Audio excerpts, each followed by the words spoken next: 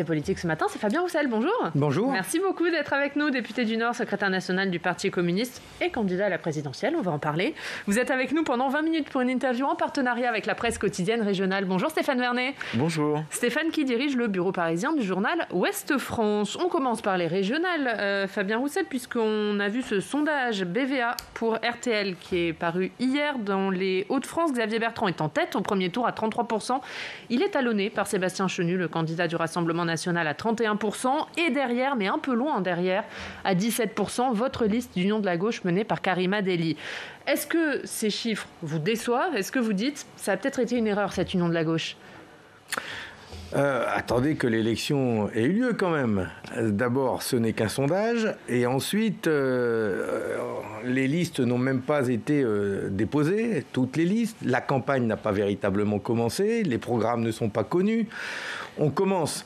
Donc, laisser le temps que la campagne se lance véritablement et puis qu'il y ait un vrai débat avec nos concitoyens. Vous faites la moitié du score de Xavier Bertrand dans le sondage. Vous pensez qu'en 6 semaines, vous pourrez rattraper tout ça ? Il faut conserver l'espoir. En tout cas, le choix qui a été fait, c'est celle de l'Union, vous l'avez dit, et on verra ce que ça fera à la fin. Ce qui, à mon avis, ce qui est déterminant, c'est surtout les idées et les propositions que nous allons défendre.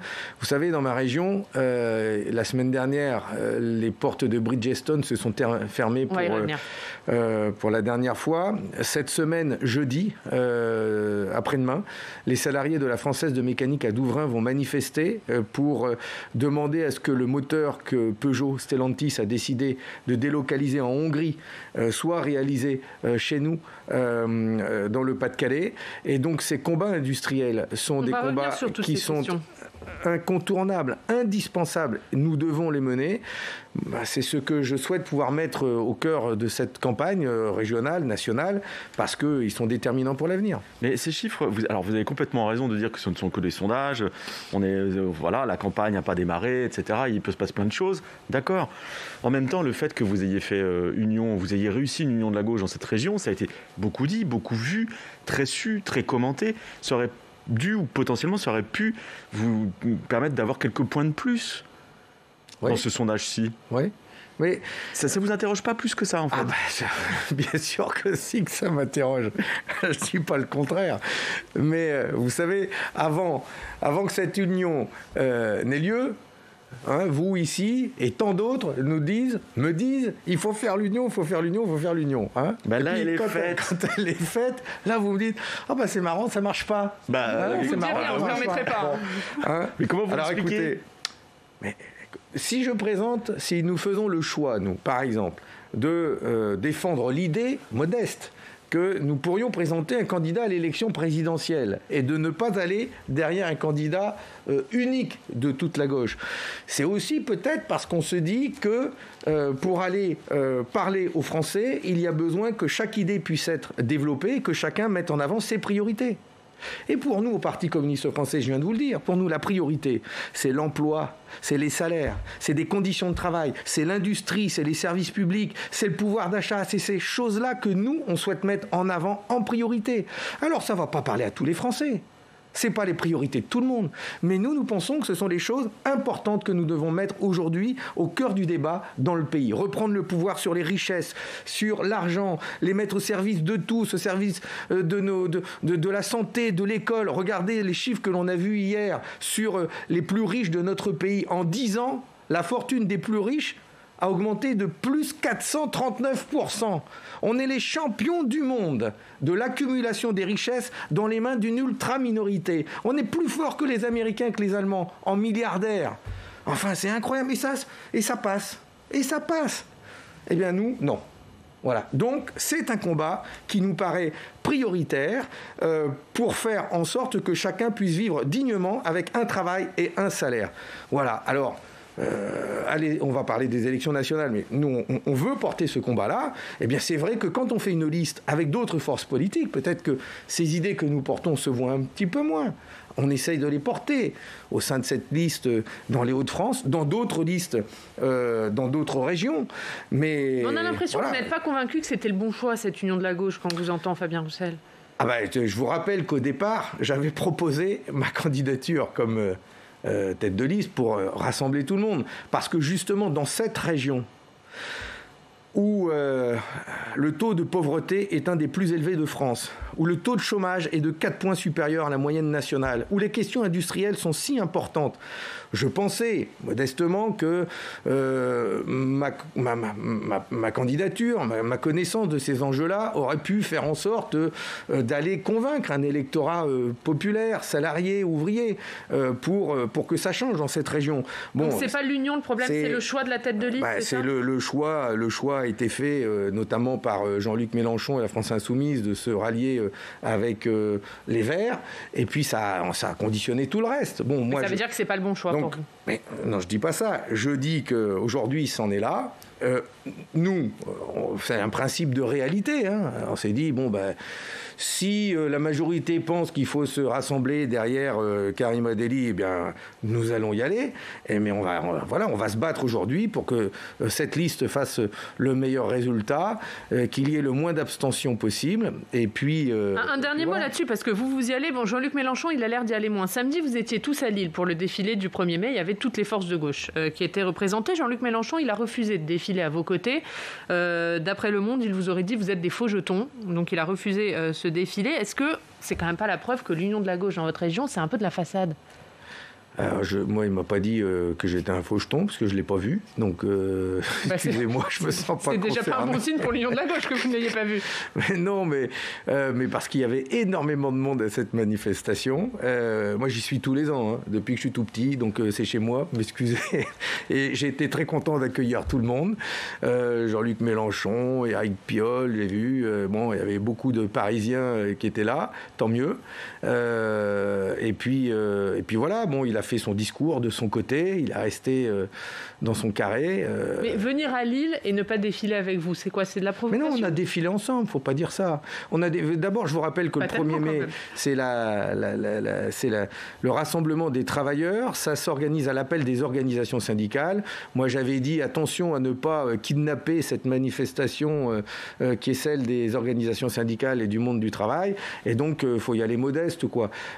Présent, mais pas pesant, comme on dit. Et donc, voilà. Mais tout ça, c'est du cinéma. Enfin. Une dernière chose sur les élections régionales en Hauts-de-France. Si jamais, au deuxième tour, vous voyez ou vous percevez que le Rassemblement national a une chance de gagner la région à la faveur d'une triangulaire, d'une quadrangulaire, est-ce que vous vous retirerez ? Est-ce que vous retirez votre liste ? Ou alors, est-ce que cette époque-là est complètement révolue ? Bon, d'abord, je ne dirais pas qu'il y a une chance, je dirais qu'il y a un risque. Et puis... Du coup, vous y avez pensé ? Vous en parlez entre vous ? Bien sûr. Et quelle est la décision ? Nous avons toujours été clairs là-dessus. C'est qu'on ne prendra jamais le risque que l'extrême droite française puisse diriger des collectivités, une région ou le pays. Donc si le risque est avéré, la liste retirera ? On verra à ce moment-là. Ce que je vois quand même si ce ne sont que des sondages, c'est que le candidat de l'extrême droite dans cette région fait quand même beaucoup moins qu'en 2015, et donc que Marine Le Pen en 2015. Donc le risque, il est quand même moins grand, mais il est encore présent. C'est inquiétant. Et d'ailleurs, quand je vois qu'en France, là et dans d'autres régions, c'est la droite et l'extrême droite qui dominent, c'est inquiétant pour l'avenir, c'est inquiétant pour la suite. Ça veut dire que les valeurs libérales et d'extrême droite sont majoritaires dans le pays. Donc vous comprenez bien que dans cette situation, les valeurs de gauche, de justice sociale, d'égalité sociale, de fraternité, ces valeurs-là, elles deviennent minoritaires. Et ça devrait donc nous inquiéter et montrer qu'il est urgent de pouvoir remettre cette question sociale au cœur de nos combats. Ce qui se joue en Provence-Alpes-Côte d'Azur, ça vous surprend ou pas ? Ça ne me surprend pas du tout. Vous savez, y attendiez ? Vous saviez que ça pouvait tourner comme ça ? Non, ça ne m'étonne pas. Mais enfin, à l'Assemblée nationale, c'est quand même Faucu et compagnie entre les Républicains et En Marche. parce que ils sont quand même d'accord sur des sujets très importants pour le budget. Ils sont d'accord ensemble pour ne pas rétablir l'impôt de solidarité sur la fortune. Ils étaient d'accord pour le supprimer. Ils étaient d'accord pour supprimer la taxe sur les dividendes. Ils étaient d'accord pour mettre un bouclier fiscal qui plafonne à 30% les impôts sur les revenus financiers. Enfin, sur toutes ces questions liées à l'argent, les cadeaux aux plus riches, la baisse des impôts des multinationales, pas des PME, la baisse des impôts des multinationales, sur toutes ces questions-là, ils sont sur la même longueur d'onde. Voilà, donc, les Républicains ne sont pas sur la ligne de Renaud Muselier, pour le coup, puisqu'ils ont retiré l'investiture. C'est du cinéma, ça, d'accord. Ça, c'est du cinéma. Ils vont suspendre Renaud Muselier pendant 6 mois, ils vont le réintégrer après, quand il sera réélu. Non, ça, c'est du cinéma. Non, mais ils sont quand même d'accord sur le fond et sur ces principaux sujets financiers.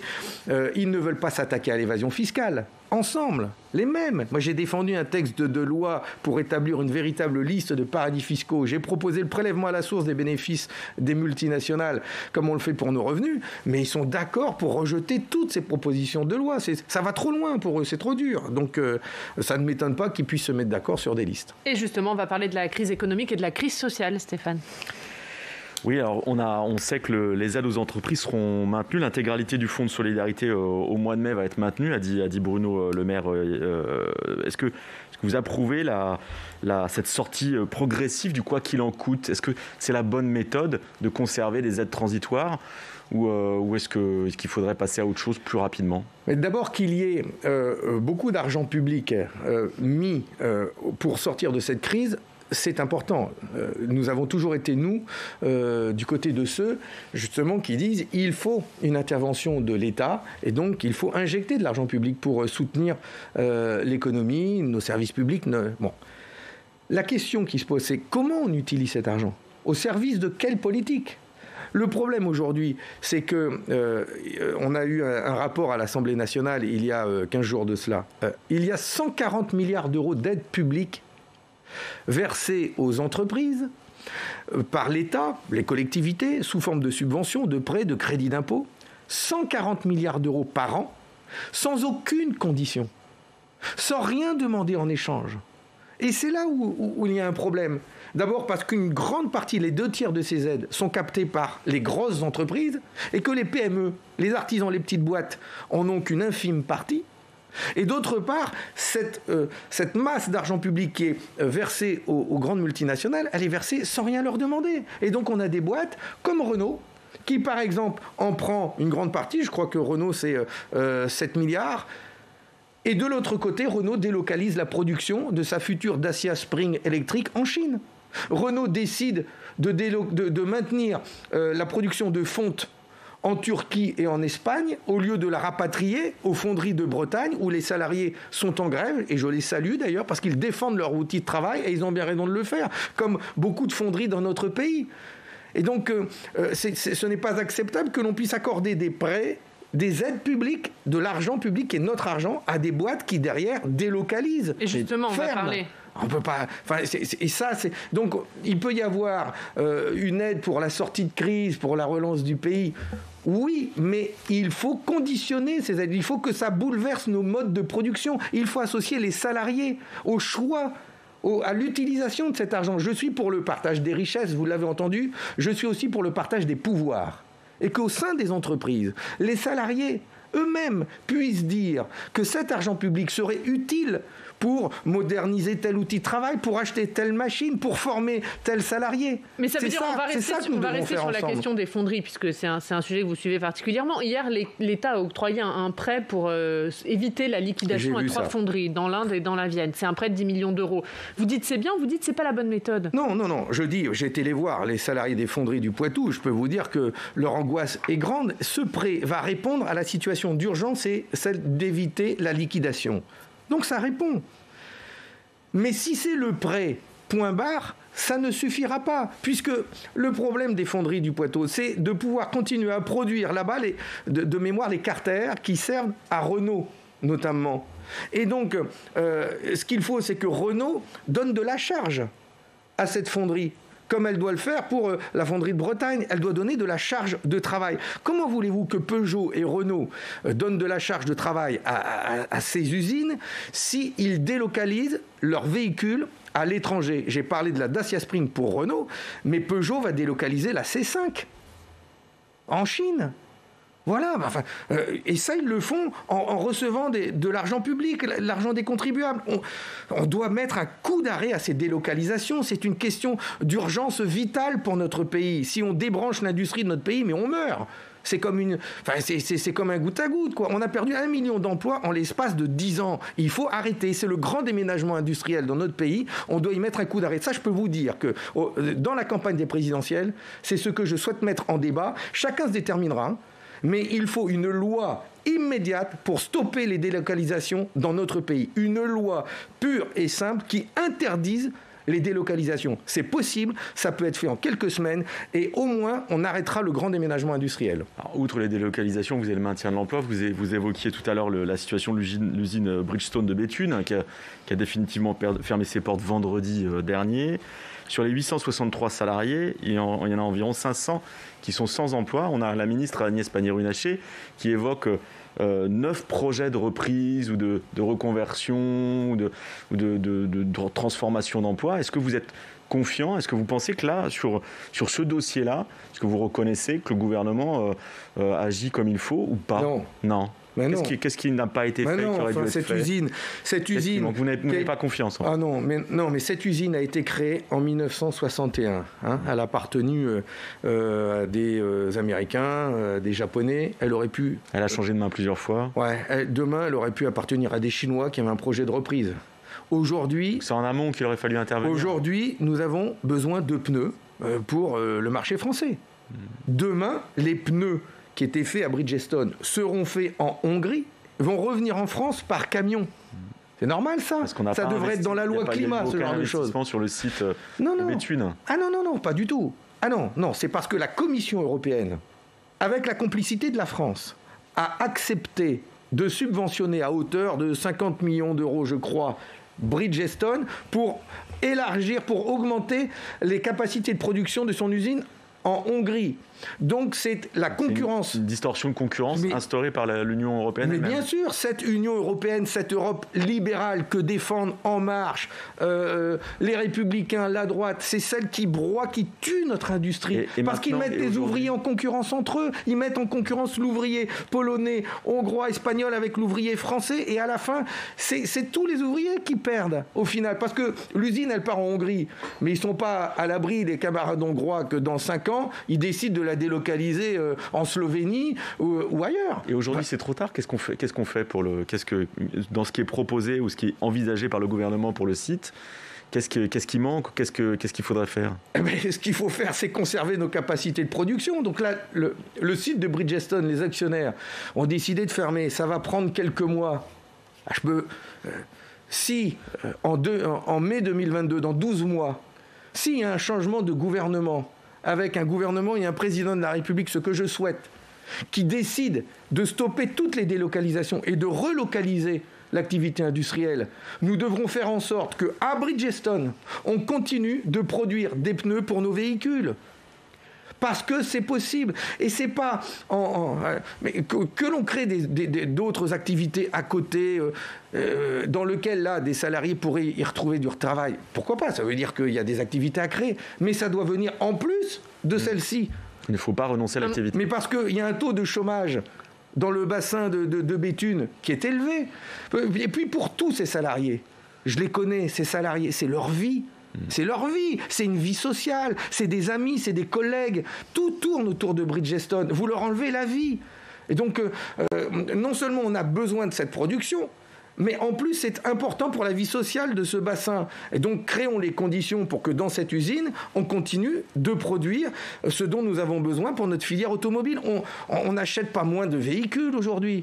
On continue d'en acheter plus. Il y a 47% des véhicules du parc automobile français qui ne sont pas aux normes environnementales. Il va falloir les changer, ces véhicules. Donc il va y avoir un renouvellement du parc automobile. Donc on va avoir besoin d'une usine de production de pneus en France et à Bridgestone. Dernière question sur le social. On a vu les manifestations du 1er mai, alors qui se sont passées dans le calme dans beaucoup d'endroits en France, mais il y a encore eu des heurts, il y a encore eu des blessés, notamment à Paris. Des militants de la CGT ont été attaqués. Est-ce qu'aujourd'hui, ça vous inquiète sur la mobilisation sociale? Ça vous inquiète sur les manifestations syndicales? Est-ce que vous dites qu'on ne pourra plus manifester calmement à l'avenir? Ça fait un moment qu'on dit que c'est de plus en plus difficile d'aller défiler en famille avec ses enfants sur les épaules. Mais quand je disais il y a quelques minutes que les valeurs de droite et d'extrême droite dominent dans ce pays, eh bien, ça se traduit aussi par ces manifestations de violence au sein des manifestations, et y compris à l'encontre des syndicalistes de la CGT. C'est terrible. C'est organisé. Par rapport avec les valeurs de la droite, ça?